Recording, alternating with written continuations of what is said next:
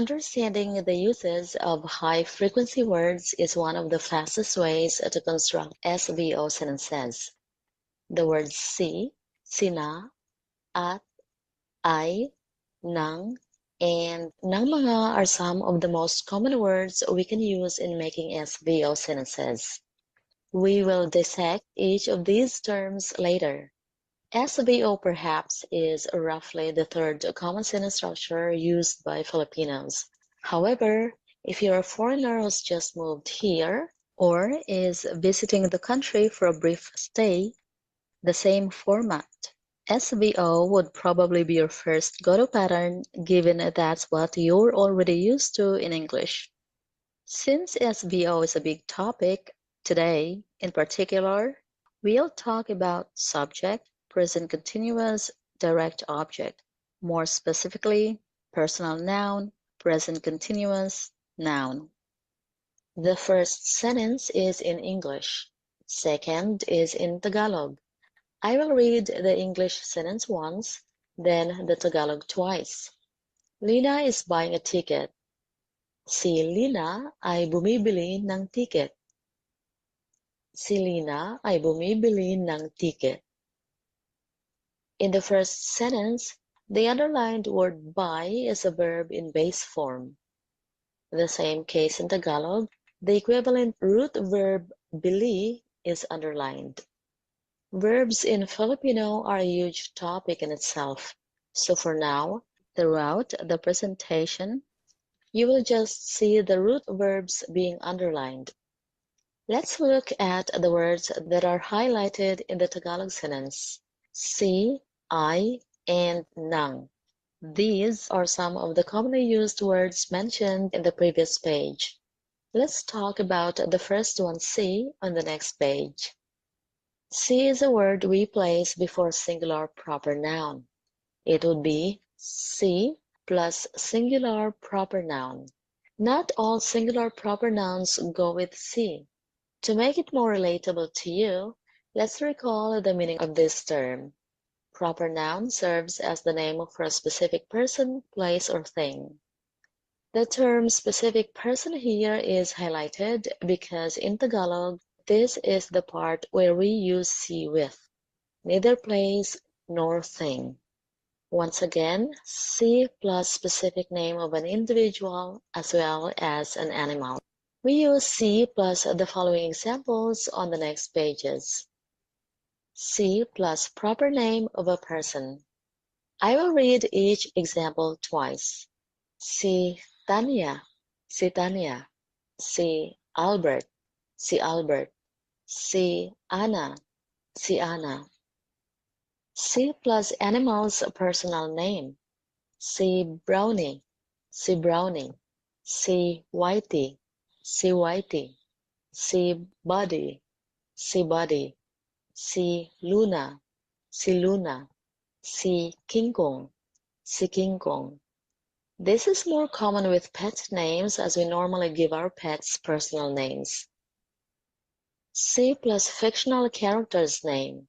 Si Batman, si Batman. Si Spider-Man, si Spider-Man. Si Superman, si Superman. Si Tom, si Tom. Si Jerry, si Jerry. Si plus a proper name with title. Si Presidente Jose, si Presidente Jose. Si Mayor Nino, si Mayor Nino. Si Kapitan Alan, si Kapitan Alan. Si plus a title acting as someone's name. Si Tito, si Tito. Si Tita, si Tita. Si Lolo, si Lolo. Si Lola, si Lola. Si Kapitan, si Kapitan.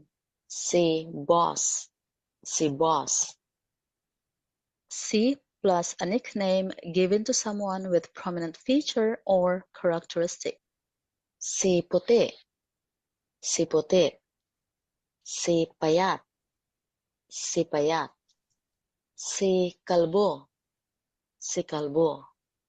Si Kulot, si Kulot. Si bunso, si bunso.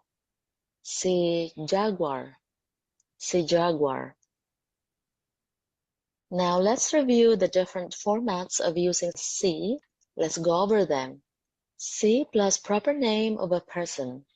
Si plus animal's personal name. Si plus fictional character's name. Si plus a proper name with title. Si plus a title acting as a person. Si plus a nickname for someone with prominent feature or characteristic. Please note, si can also serve as an object other than subject. What if we are talking about a plural subject to name people or animals' personal names? Instead of using si, we use sina. Let's have some sample phrases and sentences using sina on the next page. Sina plus plural nouns. Sina Marjan at Mark. Sina Marjan at Mark. Sina Beth Marites at Jane. Sina Beth Marites at Jane.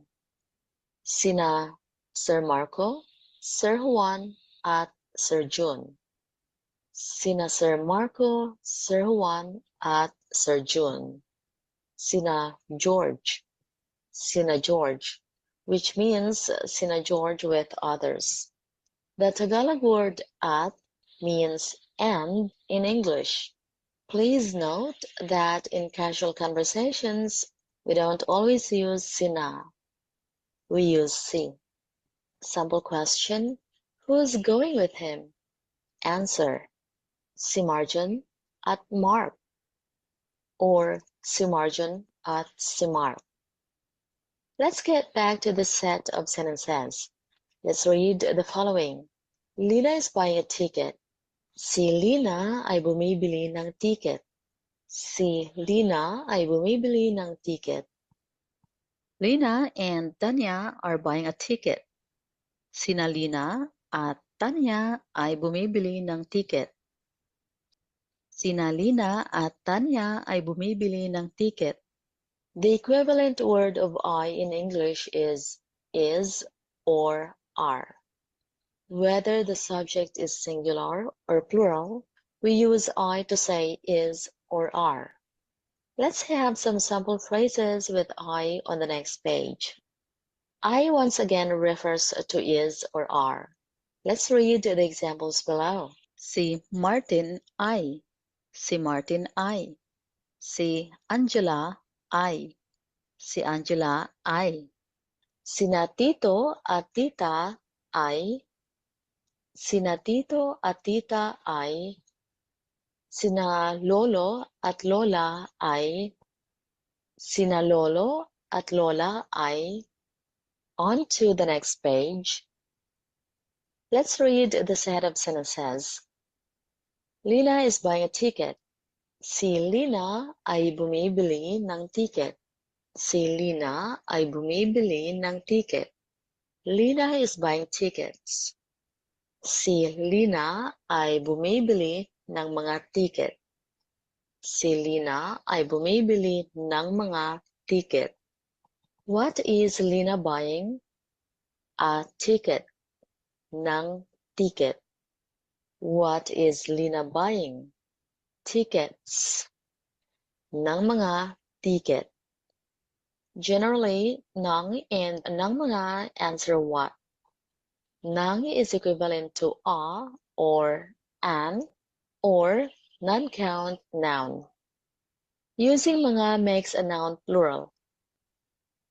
Ng mga is the plural counterpart of ng. On the next pages, you will see two ways of using ng and ng mga for direct objects. Please note that there are more than two usages of ng and ng mga. However, these two ways apply to our topic today. Let's proceed. Ng plus noun is equivalent to a/an/uncountable noun. Let's read the two sentences. Grandpa Tino is reading newspaper. Si Lolo Tino ay nagbabasa ng diaryo. Si Lolo Tino ay nagbabasa ng diaryo. Newspaper, meaning diaryo, is uncountable. Ng diaryo or jaryo. Jaryo. Sometimes we pronounce it that way. Moving on to the plural, ng mga. Ng mga plus noun. Once again, the word that makes a noun plural is the use of mga. In the example below, we add mga to ng. Ng mga. Let's read the sentences. Tim and Nino are eating dainties or delicacies. Sina Tim at Nino ay kumakain ng mga kakanin. Sina Tim at Nino ay kumakain ng mga kakanin. Dainties, delicacies are in plural form. Kakanin is singular. Mga kakanin is plural. Moving on to the second usage of ng and ng mga for our topic today. Ng refers to of, possession, or association. Let's read the sample sentences. Buddy is eating chicken and pork bones. Si Buddy ay kumakain ng manok at baboy mga buto. Chicken and pork bones make sense in English. However, ng manok at baboy mga buto in Tagalog sounds strange and disconnected. To make sense, we say mga buto ng manok at baboy. Bones of chicken and pork. Bones of what? Of chicken and pork. Ng manok at baboy. Ng of. Mga here will become ng mga since the latter ng mga is the plural equivalent of ng. Ng mga buto ng manok at baboy. Bones of chicken and pork. Buddy is eating chicken and pork bones. Si Buddy ay kumakain ng mga buto ng manok at baboy. Si Buddy ay kumakain ng mga buto ng manok at baboy. That's the end of our discussion today. Thanks for tuning in. Bye!